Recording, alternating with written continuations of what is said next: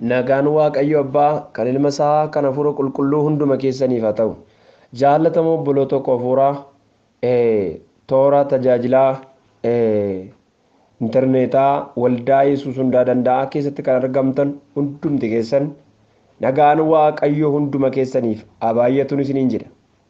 Gooftaan nu gargaaree karaa hundumaan nagaa keenya dachaa baay'isee lola keenya nu lolee gargaarsa guddaa inni nu gargaaree warra yeroo kanaa nu godhe gooftaa maqaansaa haa ulfaatu. Egaan guyyoonni keenya darban guyyoota eebbifamuu nu godhee Waaqayyo, guyyoota sagalee Waaqayyootiin sooramnu nu godhee Waaqayyo karaa hundumaan sagalee isaa isa jiraataa akka dhageenyuuf inni haala nu mijeessee gurra qalbii keenyaa banee soorata isaa isa guddaa kana nu soore guddaa maqaansaa ulfaatu. Barnoota keenya torbannoowwan darbanii keessatti marsaa 11ffaa gaa'ela fiixaan bahe jedhu har'a kan itti ifufnu ta'a jechaadha. Obboloota koo barumsi kun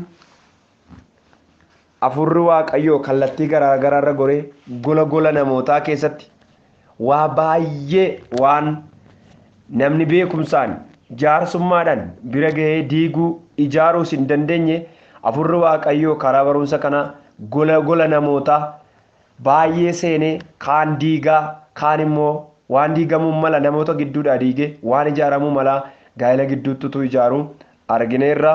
Kanaaf guddaa Waaqayyoon galateeffannaa, galanni bara baraan isaaf haa ta'u. Addumaan obboloonni koo barumsa kana yuutuubitti gadhiisuudhaan namoonni hedduun namoonni kumaataman dhaggeeffatanii akka ittiin jijjiiraman gootaniif Waaqayyo isin haa eebbisu. Buleetti koobseen Waaqayyo ayyaana kana siif haa baay'isu. Waaqayyo si haa kabajnu siin jedha. Xiqqoo barumsa argatteerra namoonni baay'eenis fayyadamoo akka ta'an karaa nati irratti hojjette barumsa kana irratti addaa Waaqayyo si haa eebbisu siin jechuu jaalladha. Kutaawwan nu ilaalaa turre kutaawwan ijoo farra gaa'elaa yookaan dhiibbaa gaa'elarra jiru ilaalleerra. Dhiibbaan gaa'elarra jiru maal akka ta'edha kan nu ilaalaa turre.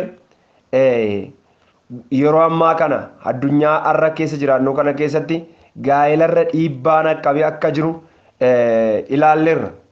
Addumaan falaasaftuu xiinsammuu kan taate Virgiiniyaa Saatiraa ishiin jedhamtu addunyaa kanarratti summii ishiin facaaftee amma har'aatitti addunyaa keenya irratti gaa'ela qulqullummaa dhabsiisuudhaan wal qabatee waldaa kiristiyaanaa keessattis amma har'aatitti waan fokkisaa waan jaalalli nagaan boqonnaan keessa hin jirre gaa'ela hin jedhamne addunyaa keenya irratti hundeessaa lafa qabachiisanii dubbii Waaqayyoo garuu kan mormu wanta baay'eetu jira. Isaa kanaan kan wal qabatu walii wajjin ilaalaa turre jechuudha.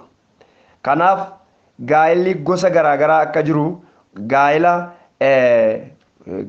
yaalii jennee yookaan gaa'ela kontiraataa jenneetu yeroo turtii isaa waggaa 5 dhala godhachuu kan hin danda'amne jennee wal gadhiisuun eeyyamamaadha. Waliigaltee jara lamaaniitii barbaadan diiguu barbaadan ijaaruu danda'u.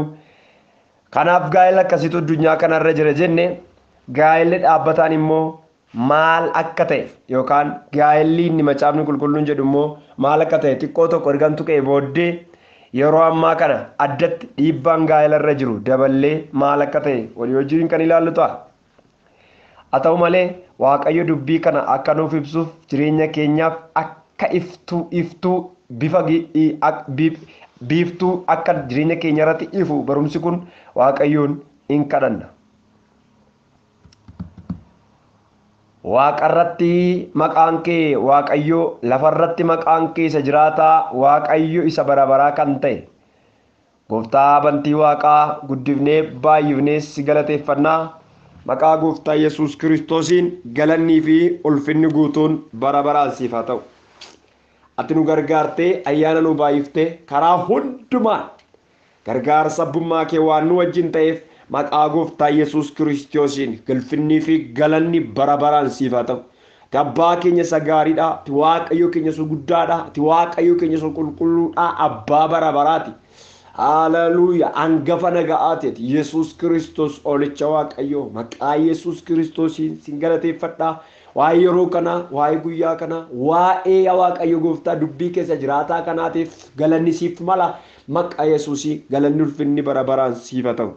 Tussi galateeffadhuun jiraataa dubbii kee kana caala dhumatti hafuurri kee akka nuuf caala dhumatti golaaf jireenya namootaa seenee dubbiin kee kun akka ijaaru diigamuuf waan malu akka diigu jireenya namaa akka ijaaru dubbiin kee kun maqaa gooftaa Yesuus Kiristoosiin ergaa dubbii keetii kanaan waa bakka ga'uunsiif malu akka geessu mana lixuunsiif ta'u akka lixu Waaqayyo gooftaa maccaa barsiisa dubbii keetii kanaan hafuurri qulqulluun yeroo nu barsiisu bakka yaa Waaqayyo qoricha ta'etti barbaachisutti golli dhukkubi qabu golli rakkinni jiru dubbiin kee kun akka galu gola rakkina sammuu namootaa keessatti waan yaa Waaqayyo gooftaa maccaa jireenya namaatiitti sommii sommaa waa ta'e hundumaaf qoricha akka ta'u dubbiin kee kun isa kana dheera maqaa Yesuus Kiristoosiin ati nu gargaari isa kana kan jibbu isa qajeelaa kana kan jibbu ergaa amaan lafa kanarraa billaa keen kan hadda bahe haa ta'u maqaa Yesuusiin kan rukutame haa ta'u sammuu namaarra taa'ee qalbii namaarra taa'ee jireenya namaarra taa'ee dubbii keessa jiraataa kana mormu maqaa Yesuus Kiristoosiin lafa kanarraa bidda keen kan rukutame haa ta'u qulqulluun hafuura kee lafa kana haa qabatu jireenya koo gargaari warra yeroon dubbadhu hafuurri kee jireenya keenya haa gargaaru yeroo dhaggeeffatan hafuurri kee jireenya warra dhaggeeffatanii haa gargaaru maqaa Yesuus Kiristoosiin ameen. እግዚአብሔር ይባርካችሁ ሰገሌ waaqayዮና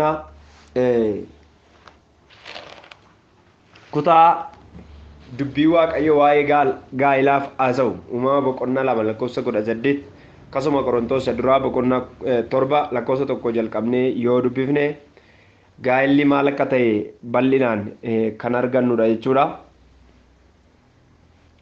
haa ta'u malee gaa'ila garaagaraatu jira jennee dubbachaa turre torban darbe keessa gaa'illi dhaabbataan maalinni dhaabbataadha kan jedhamu gaa'ila akkamitti isa jedhu barri turtii isaa amma du'aatti gaa'illi dhaabbataan dhiira tokkoo fi durba tokko kan adda baasu gaa'ila dhaabbataa gaa'ila fiixaan ba'e tokko kan adda baasuu danda'u yoo du'a ta'e duwwaadha yoo ishiin ejjite duwwaa yookaan yoo inni ejje duwwaadha ijoollee horuun eeyyamamaa eebbifamanii walii wajjin jiraachuun eeyyamamaa gaa'ila dhaabbataa waan ta'eef wal gadi dhiisuun dhorkaa akka kanatti gaa'illi dhaabbataan hundeessaa guddaadha ijaarsi isaa guddaadha addunyaan gaa'ila dhaabbataa addunyaa bal'aadha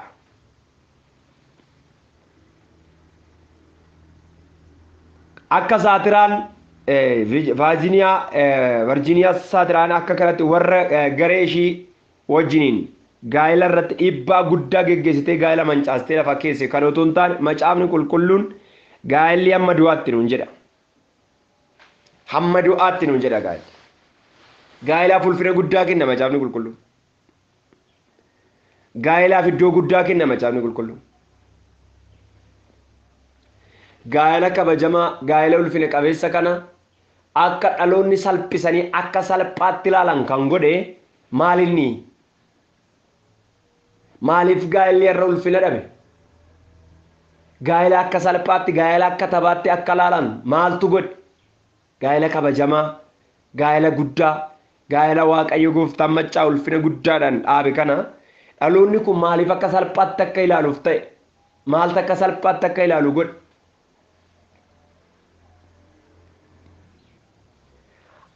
aadaaf duudhaa biyya keenyaa dhaxxanii gaafa laaltanii aadaa Oromoo gaafa dhaxxanii laaltan aadaa Israa'el caafata qulqullaa keessaa dhaxxanii gaafa laaltan baay'ee kabaja qaba baay'ee ulfina qaba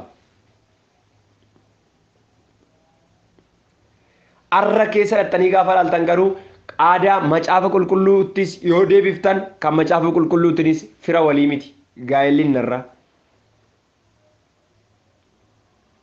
gaa'illi narraa aadaa keenya aadaa Oromoo keessaa dhalanne kaalcharii keenya wajjinis wal dhiita safuun qabu aadaan Oromoo baay'ee safuu qaba duudhaa qaba isaanis waliif fakkaatu kabajan qabu wal kabajuun hin jiru namti baaliyuu gaa'ila isaatiif kennu hin jiru akka barbaade godha si malee dhiirri hin jiru si malee dubartiin hin jirtu jedha waliin jedhama. Safuu dhabuu isaati argisiisa kun. Barbaadee waan abbaan barbaadee fuudhee galcha jechuu isaati. Si malee hin jiru, si malee hin jirtu jechuun ikkoo araadummaa irraa dhufeen. Filannoo qabaachuu barbaadeeti. Filannoo qabaachuu barbaadeeti ishiinis. Akka waldaa kiristiyaanaa bara ammaa kana dhaloota tokko tokko waldaa kiristiyaanaa keessatti gaafa gorsitu gaafa eekamuu barbaaddu indee cherchiin kana malee hin jiru iddoo biraayyuu nan deemaan. Barbaadde cherchii barbaade seenuu nan danda'a. Cherchii seermoonii hin qabne, cherchii sirna hin qabne baay'eetu jira addunyaa kanarra, biyya lafaa kanarra mandara keessa galeera sharaa waxxaxaratee saamuudhaaf iggawaxii kan ta'e. Akkuma manni yeroo ijaaramu iggawaxii ijaarama yeroo ammaa kana seera hin qabu, kaartaa hin qabu. Kanaaf mootummaan dhaqee diiga. Wanti seera hin qabne hin diigama biyya kana keessatti. Waan diigamu gaa'ela iggawaxii baay'eetu jira. Iggawax ጋብቻ ብዙ አለ አገራችን ውስጥ። iggawax ቤት ብቻ አይደለም፣ iggawax ጋብቻም አለ። ካርታ የሌለው መስመር የሌለው ባኩማ አርገኒቲ ማናው ይጃራን ካራን ረባው ደንዳ ዳቄ እንዲገማ ድራ ካርታ ካሴ ሴራ ቀቤሰን ኢኒጃሬ ዋንቴ ኢየምሲሴ ኢኒጃሬ ዋንቴ እንዲገማ ሞቱማን ዳቄ iskaavaatarii fuudhee mana babbareedaa kana diigameera naannoo keenyaan argeera. Mana babbareedaa namni birrii meeqatti baasee ijaare mastaawotii qalamii dibee kaartaa waan hin qabneef iggawaxii waan ta'eef yookaan seer malee waan ta'eef dhaqeetu keessaa baay'eedha yoo isaan walitti isaan kan daaku jira. Lubbuu baay'eetu mana keessa iyyuu bade irratti jige. Maal inni kun toor malee seer malee biyya keenya keessa mana seer malee ni ijaarame duwwaa miti, gaa'ela seer malee ni ijaarame baay'eetu jira. Kanarra kuni maalirraa dhufe? Bakka deemutti namni gaa'ela godhachaatuma deema. Amma iddoo geeddarachaa deema. Namoonni tokko tokko haadha manaa tokko qabatanii jiraachuu kan isaan hin dandeenyeef tokko erga dhalate haadha manoota baay'ee fuudheera. Baay'ee kan hin dhibu macaafni qulqulluun namni tokko haadha manaa tokko wajjin yoo jiraate yookaan dubartii tokko wajjin yoo jiraate amala ishii guutummaatti seefii ta'a sammuusaa keessatti. Kun dhugaa lafa jirudha. Ishii keessatti seefii ta'a. Dhiirri yeroo jalqabaa dhiiraafis durbii yeroo jalqabaa namummaa isaa guutummaa namummaa isaatii keessatti akka mobaayilii yeroo kaameraa kaasu seefii godhata. Nama isa wajjin yoo jiraate namni sun qaamni nama sanaa, jireenyi nama sanaa, namummaan nama sanaa, guutummaan namummaa nama sanaa kan biraa of keessaa hin qabu. Kanaaf nama isa wajjin yoo jiraate hin dogoggoru. Jireenyi isaa akka argee ishuma argitee isuma jalqabaa isa argite taanaan wajjin jiraachuudhaaf gama biraa filannoo biraa hin dhaqamu. Takka gadhiisee erga ishii baasee tokko wajjin gaafa jiraatu garuu nama lammaffaa seefii godhateera. Namni kun nama lamatu keessa isaa jira. Sammuusaa keessaa nama lamatu wal lola. Takka turee ishiis gadhiisee nama sadaffaa wajjin jiraata yoo ta'e nama kana keessa nama saditu jira. Namni kun nama sadi baatee deema. Waasaa ikon jedhu isinitti maara. Takka immoo waggaa muraasa booddee gadhiisuu yaadawaatu nama biraa wajjin dhaqee ciisicha gaa'elaa geggeessee yoo dhufe nama arfaffaa baatee deemaa jira namni kun. Turee namni kun miimoorii namootaa ta'a malee gaa'ela nama tokko wajjin jiraachuu hin danda'u. Nama tokko keessaa wal lola. Nama tokko wajjin yoo jiraatu nama tokko wajjin yoo bulu turee nama kana keessa walga'ii namootatu ta'aa jira. Soo namni kun nama tokko wajjin jiraachuu hin danda'u. Sammuusaa keessa seefii baay'eetu jira. Miimoorii isaa keessa seefii baay'eetu jira. Kaameraa baay'ee kaasaa oola waan ta'eef. Kanaaf nama tokko wajjin jiraachuun isa biratti sheemiidha. Akkasuma obboleettonni baay'eenis akkas. Egaani safuu kan dhabsiise gaa'ela akka kanatti borcamaa akka ta'u kan godhe dhiibbawwan har'a gaa'elarra jiran baay'ee isaanii ilaalleera. Itti daballee yoo ilaalle gaa'ela foolii badaa akka godhatu kan godhe sodomummaadha. Waa'ee sodomummaa uumama boqonnaa 18 lakkoofsa 1 jalqabee lakkoofsa 20 akkasuma darbee baay'ee ilaalleerra. Uumama 19 ilaalleerra. Barumsa gaa'elaa kana keessatti utuu hin taane sodomummaan eessaa akka jalqabe barumsa lallaba keessatti ilaalle.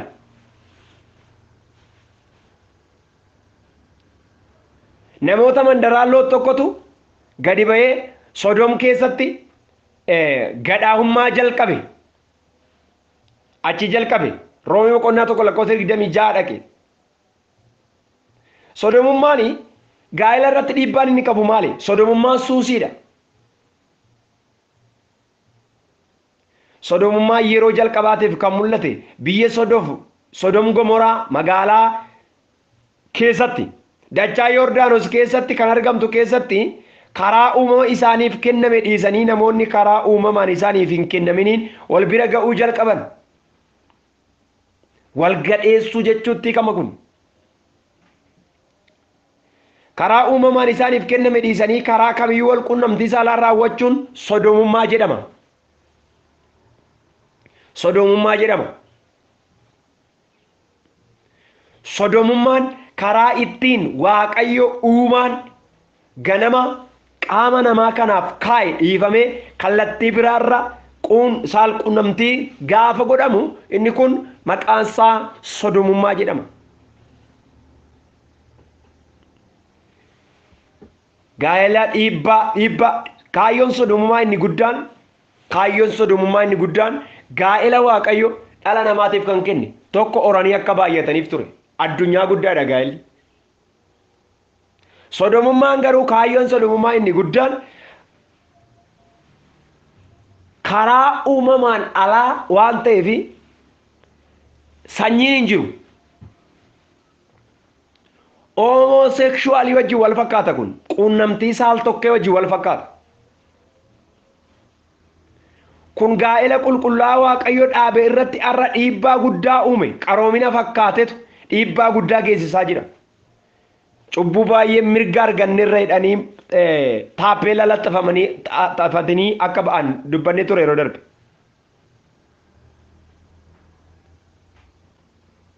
Quunnamtii saal tokkee sanyii sodomummaa Ameerikaatti jalqabe. Yeroo jalqabaa akka dhukkuba sammuutti fudhatama ture. Utuu gara qaroominaa jedhamuutti hin dhufin ture. Amma garuu duraan dhukkuba sammuutti jechaa warri turan lakki amma dhufeera dhiifameera isa jedhamu bilisummaa argatee ifatti fudhatamaa argatee chaappaa argatee itti fufaa jira jechuudha. Kun immoo gaa'ela mancaase malee gaa'ela ijaaruu hin dandeenye. Beektonni saayinsii akkaataa jalqabamuu sodomummaa baraarraa irraa yaada garaa kennu. Akkaataa jalqabamuu sodomummaa yookaan quunnamtii saal tokkee akkaataa jalqabbiisaa waan tokko kaa'anii darbu. Egaani quunnamtii saal tokkee jechuun dhiirri dhiira akka isaa wajjin dubartiin dubara akka ishee wajjin jiraachuu jechuudha. Gaa'ela dhaabuu jechuudha. Har'a addunyaa keenya irratti mirga argatee waldaa kiristiyaanaa keessatti kaatolikii Roomaa keessatti akkasuma Ameerikaa keessatti biyya keenya keessatti immoo paarsentii 45 karaa dhokataa ta'een geggeeffamaa jira. Waldaa keenya keessatti waan akka tasaa utuu hin beekamin irra ga'ame shamarran lama utuu mana tokko kireeffatanii taa'anii afurramaan gaafa waldaa keessaa ifatamu ishii tokko keessaa gaafa ifatamu ani akkanattan goddanyaa ishii wajjiniin amala akkasiitii wajjin jiraachisa jedhee gaafa bira ga'amu waldoota kiristiyaanaa keessatti waldaa keessatti tajaajilu keessatti illee argameera kun hafuura kun durba akka ishii wajjiniin dhiira jibbitee quunnamtii saal tokkee obboleettii ishii wajjin akka geggeessitu bira ga'ameera. Kanarraa kan ka'e dur dhiiraaf shamarran mana tokko galantu shakkama amma garuu durbiif durbi mana tokko kireeffatanii yeroo galan dhiirriif dhiirri mana tokko kireeffatee yeroo galu shakkamuu jalqabe dhiirri tokko walaammatee feesbuuk irratti gaafa argitan ani nannaa isatu sammuu koo dura dhufa waan ta'eef dubartiif dubartii yookaan durbiif durbi tokko walaammattee gaafa deemtu shakkamuutti ka'am dur kana miti kan shakkamu dhiirri dubartii wajjin yoo deeme shakkama amma inni shakkamuu dhiiseetu kun shakkama hafuurri kun hafuura ajaa'idha hafuura ajaa'a egaa homosexualiin yookaan sodomummaan amala darbarsa hafuuraan darbee dhaloota gaa'ela qulqullaa'aa qaban kan mancaasedha namichi tokko haadha manaa qaba dhiirri tokko immoo abbaa manaa haadha manaa sanaa in barbaada yeroo hundumaa in gaada koottumeedhaan kaaffetti waama iddoo qoomni iddoo namni hin jirretti waama in rakkise maaliif hidhee gaaf tokko gaafa qoomnitti dhaqee haasofsiisu akka kanatti jaalalli sirraana qabeetu kiisingii yookaan dhungoo isa jedhan kana geggeessa umnaan harkaa ba'eetu gaafa dhufee nutti immoo akka kanatti rakkadhe jedhee hin boo'e maalinni goddanyaa koo kan ta'e nama akkasiitu amala akkasiitiif na barbaada waan saanaa galuu anaaf haaraadha jedheetu boo'a haadha manaa isaatti mata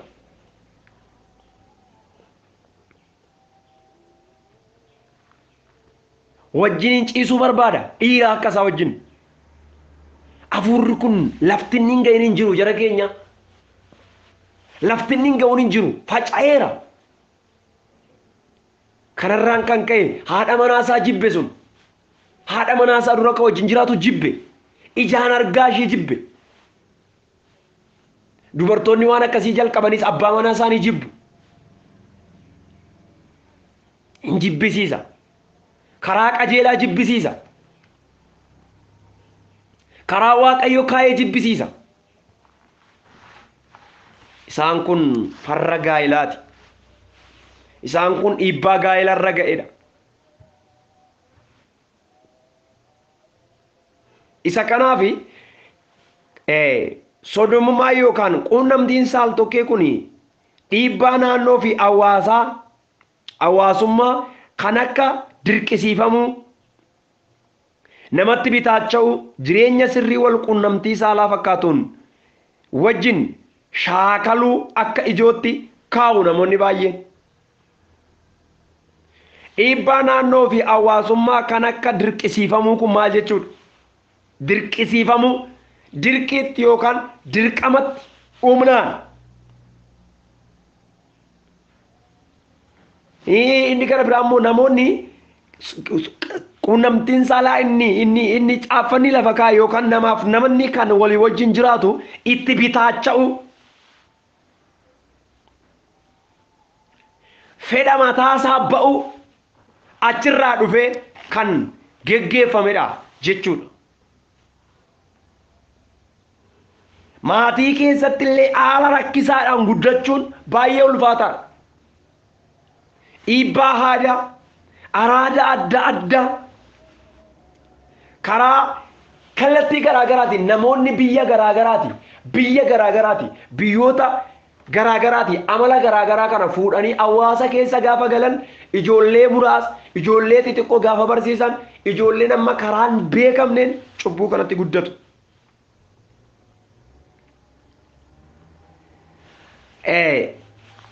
Walquunnamtii saal tokko yookaan sodomummaan kun kan inni irraa dhufu saal quunnamtiin karaa garaagaraati amma addunyaa kanatti babal'achaa kan jiru. Saal quunnamtiin afaanii jira. Oral sex jedhama inni kun. Balleesseera gaa'ela inni jedhamu tokko isa kana. Tarii gurra keessaniif haaraadhaa addunyaa kanarratti garuu haaraa miti. Waan tokko waan ciiggaajisaa waan dubbachuusaa ulfaatu gaafa dubbadhu arrabni koo jaalate miti garuu dhaloonni kun beekutu irra jira. Garuu dhaloonni kun sirriitti adda baafatee beekutu irra jira. akkamitti saalquunnamtiin afaanii kun akkamitti yoo naan jettan afaaniin kiisingiidhaan gargari arrabaaf arrabaan kan geggeeffamudha. Kanarratti namni fedha isaa ba'a fedha foon isaatii ba'a isaa booddee quunnamtii saalaa karaa seeraan isaaf kenname jibbuutti dhufa. Inni kun sodomumaan jedhamu inni gara biraa saalquunnamtii karaa galteessumaa kan raawwatamu inni kunis akka kanatti dhaloota biyya lafaa kanatti mancaatii guddaa kan fidedha.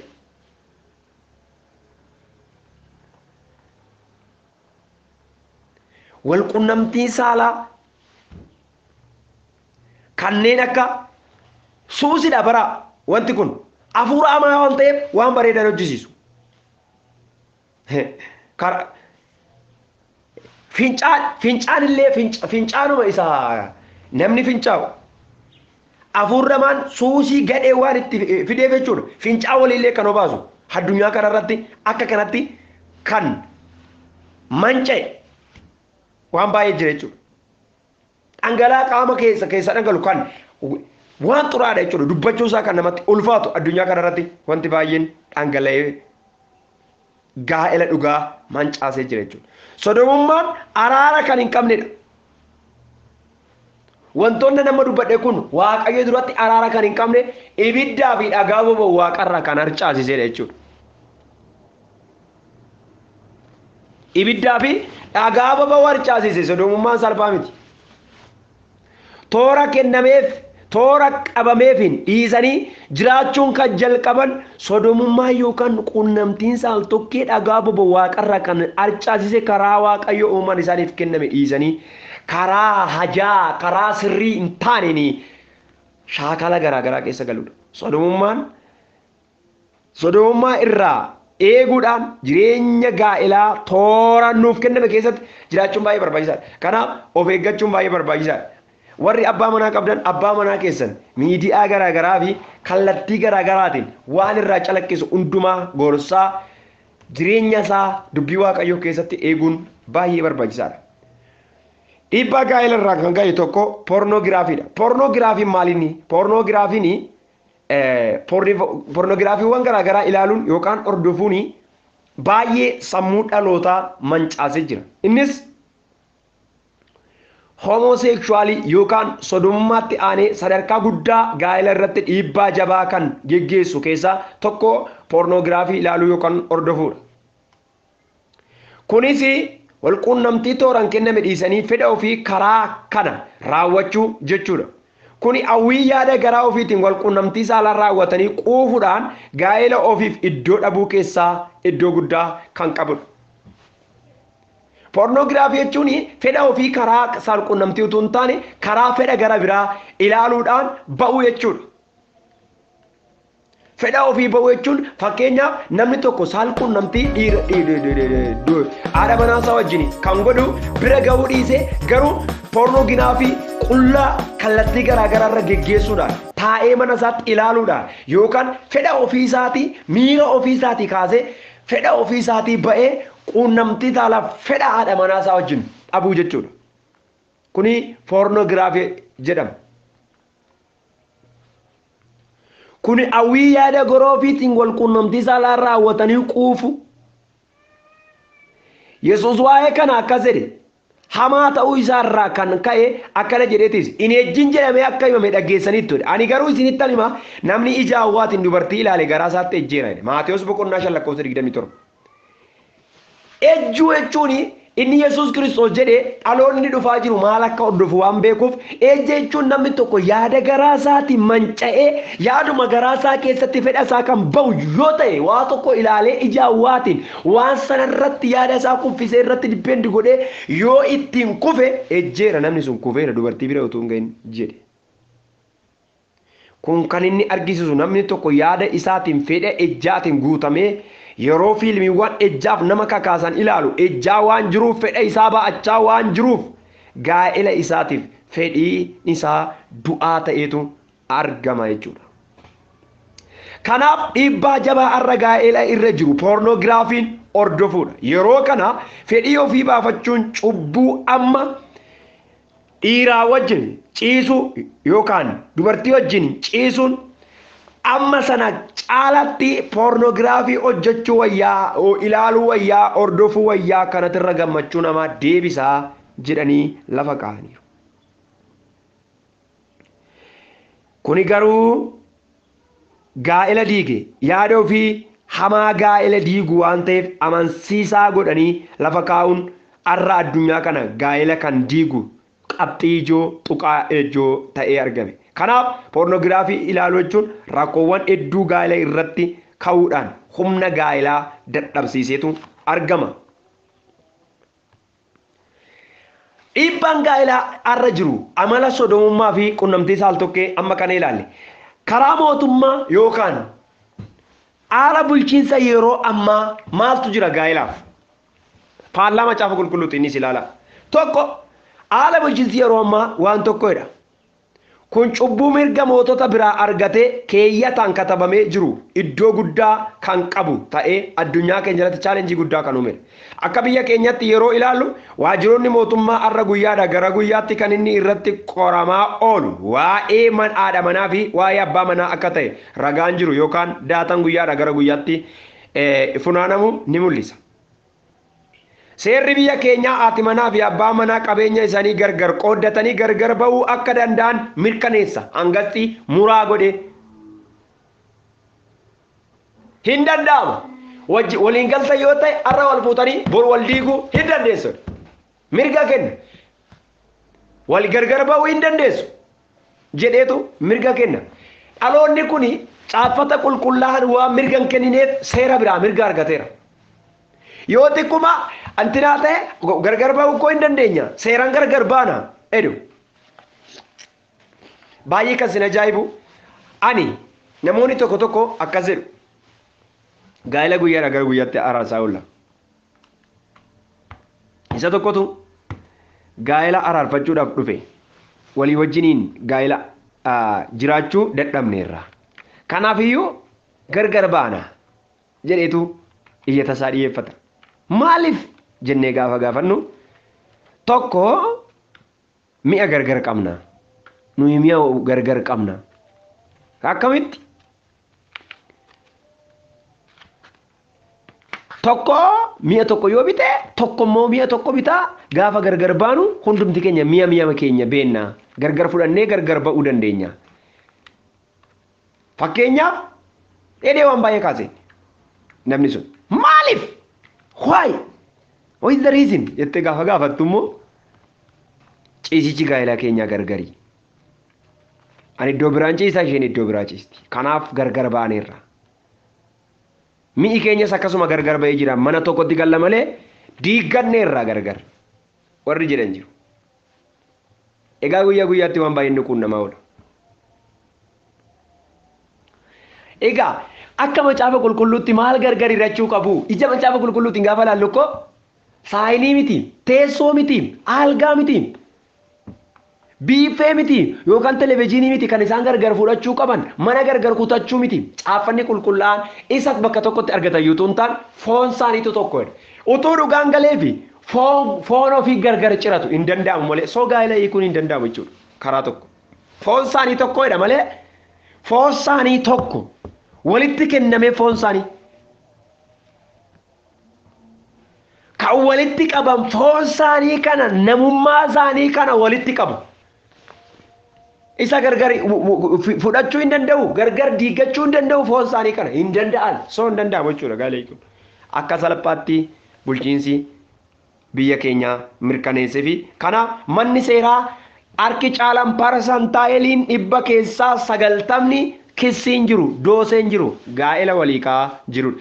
Inni immoo kan wal kasasuun seeratti wal dhiyeessuun kan warra seera qabeessaan gaa'ela dhaabbataniiti. Innumtu jechuudha. Inni immoo warra seera qabeessaan gaa'ela dhaabbatanii warri kaanoo siin beeku eessatti asi beeka dheengadda feestaala fudhattee dhuftee homaa fiddeen dhumne homaas fudhattee ba'uu hin dandeessu ba'uu dandeessa feestaala kee fudhatteedha. Deemuu dandeessadha. Innis ishiinis takka turte deemuu dandeessa maallatti fiddee dhufteetti. Jaarsa waldaa kamtu taa'ee walitti nu fide. Koree kami, paastarii kami, wangeelawii kamtu walitti nu fide. Maal qabda hoo? Salphaadha jechuudha. akka salphaatti dhuftee akka salphaatti galtee jechuudha. Akka salphaatti dhufee akka salphaatti gargar ba'u jechuudha. Kanaaf adeemsi gaa'elaa akka salphaa kan ta'e kanaaf salphaatti walitti dhufa salphaatti gargar ba'a. Inni warra manni seeraa warra wallaaban iyyuu warra seera qabeessan dhaabbatan isaanumtu. Gaa'ela bara irraa kana seera biraanuu waliin naqaa jiran isa bara amma torban irraa walitti dhufu lamaan irraa chaawu. Eessatti mana seeraa dhaqu? Ragaa kamiin mana seeraa qabu? Waraqaa kamiin mana seeraa dhaqu? Abbaa manummaa samanaa maalii qabu? Mazzagaajatti laayisensii maalii qabu? Gaa'ela laayisensii kan mootummaa hin qabne. Laayisensii kan waldaa hin qabne. Laayisensii kan waaqayyoo hin qabne. Kanaan gaa'ela maaliin jedha ejjan jedha malee. Isa kanaaf mirkaneeffateera. Kuni dhiibbaarra gaa'elarra jirudha. Namni tokko gaa'ela dhaabee maali mootummaan nuu iyyama gargar ba'u. Qaama waajjira poolisii dhaqeen fidaa isaa booddee mi'a jiru adda nuu baasaniin isa kamidhaa? Seera kamiin dhufeetu mi'a gargar baasan namni kun caaffata maalitti deeggara? Isa kanaaf baay'ee ulfaataadha. Seerri biyya keenyaa haati manaa fi abbaan manaa qabeenya isaanii gargar qooddatanii gargar ba'uu hin danda'udha. Macaafni qulqulluun garuu du'a malee wanti gargar baasu hin jiraatin jedha. Waaqayyo waan ijaare sababiidhuma halleen namni yeroo diigu dheekkamsa biyyatti fiduu irra darbeeyyuu maatii diigamaa biyya diigamaa akka ijaaramu taasisa. Akka wanti diigamaan lafa qabatu taasisa.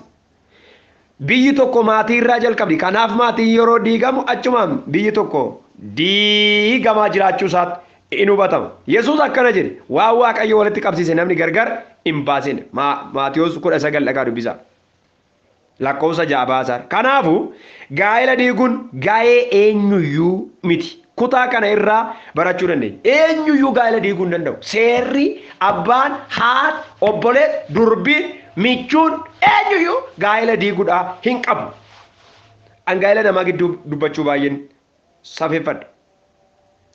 Waaqayyo gooftaan dhiibbaa gaa'ela irra jiru nurraa akka kaasu waaqayyoon kadhachuun baay'ee barbaachisaadha.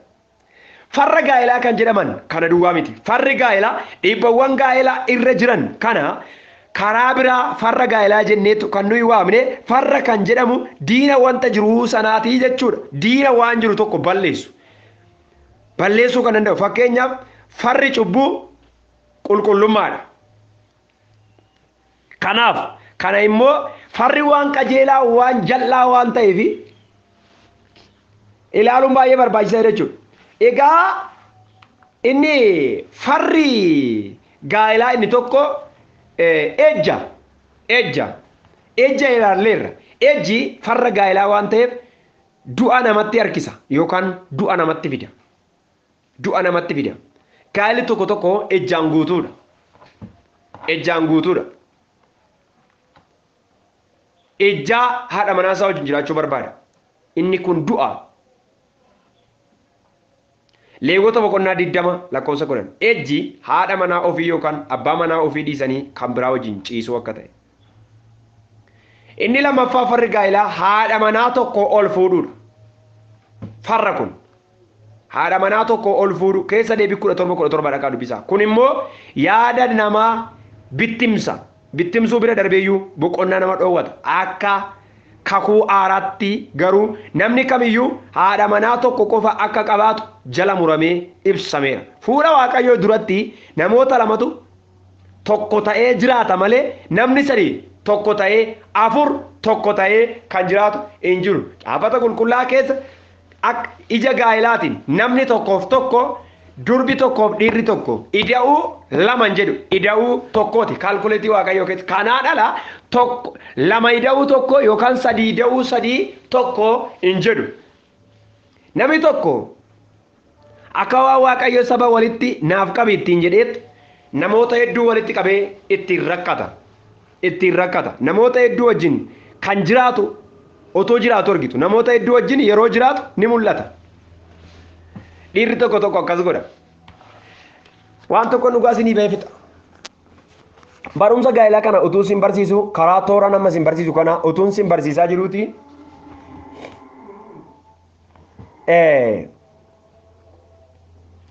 Gaa'ela diigamaa tokko araarsuudhaaf ittan deeme. Baay'ee kan isin ajaa'ibu inni namni kun jechuudha namni nani waa'ee gaa'elaa obboleettii tokko araarsuudhaaf itti deemu inni sun haadha manoota 3-4 toora galfateetu fuudhuudhaaf irratti mari'ata. Ishiin garuu haadha abbaan manaa koo isuma ittee waan beektuuf kallattii biraarra ija ishiin facaafne ture. Akka waaqayyo iyyameefitti ilaala ture. Nama sanaan yaada walitti bu'eeraan. Maali kuniin akkasii abaarsa guddaadha. Waaqayyo gooftaan machaa nu gargaaru. Isa kanaaf gaa'ela keessaniif amanama. Gaa'ela keessaniif amanama nama gaa'ela isaatiif amanamus isiniif haa kennu Waaqayyo. Waaqayyo gooftaan machaa hunduma keenya haa gargaaru. Araarri fayyaanni Waaqayyo hunduma keessaniif haa baay'atu. Eebbifamaa afaa bara baraan.